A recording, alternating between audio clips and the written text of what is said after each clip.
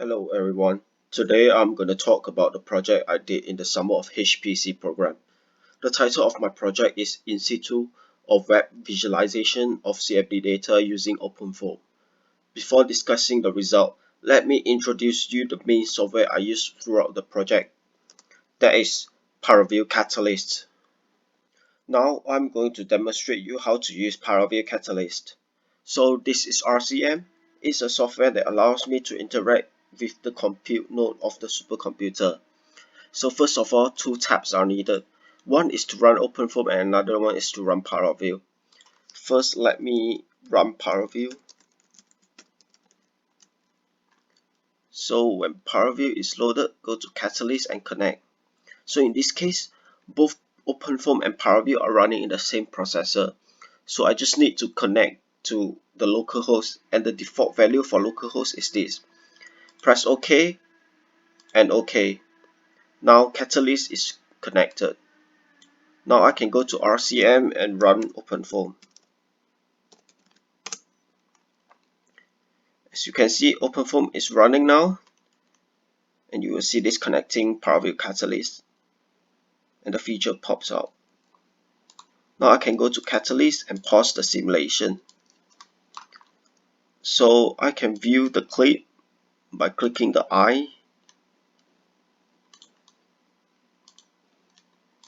and this feature, as you can see, is a clip.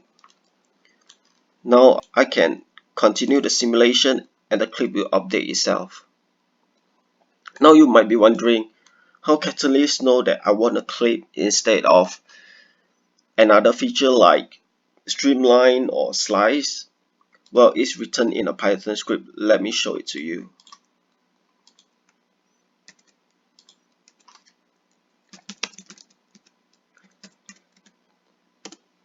So this is what they call a pipeline, and here is the main section of the pipeline where you can change the parameter of the clip, and this is the writer to save the image. Now let us dive into the details of my project. The aim of my project is to study the scalability of ParaView Catalyst. So what is the motivation of this project? The traditional simulation processes, which are pre-processing, processing and post-processing, are becoming more and more costly due to the input-output bottleneck.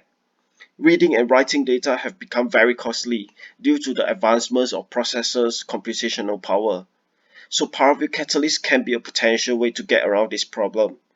It allows the intermediate result to be viewed instantly without saving, and it also allows the important part of the data to be extracted instead of saving the full data sets.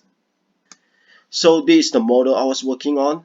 It is a wing construction with two NECA 0012 airfoils rotating with respect to hinges.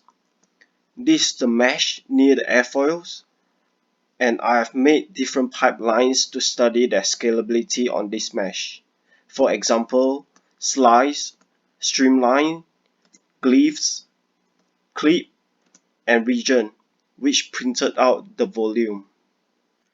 As you can see, this is the live visualization of my model, and this feature is a slice. I can view and unview the slice by clicking this icon.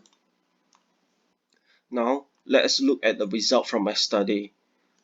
The graph on the left is the execution time of different pipelines versus the number of cores.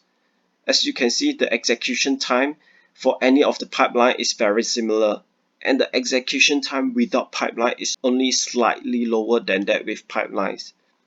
Also, the difference increases as the number of processor cores increases. On the right, it is a scaling graph. At low processor cores, the scalability with and without pipelines are very similar. As the number of cores increases, they start to diverge and the simulation with pipelines become less scalable. So one may expect the diversion increases as the number of cores increases. However, notice that all the scalability flatten out as the number of cores increases. So a larger mesh is needed for further study. In conclusion, the scaling of ParaView Catalyst is generally very good, only slightly worse than that without Catalyst. However, the benefit that can be obtained from it definitely outweighs the reduction of scalability. That's it. Thank you very much for watching.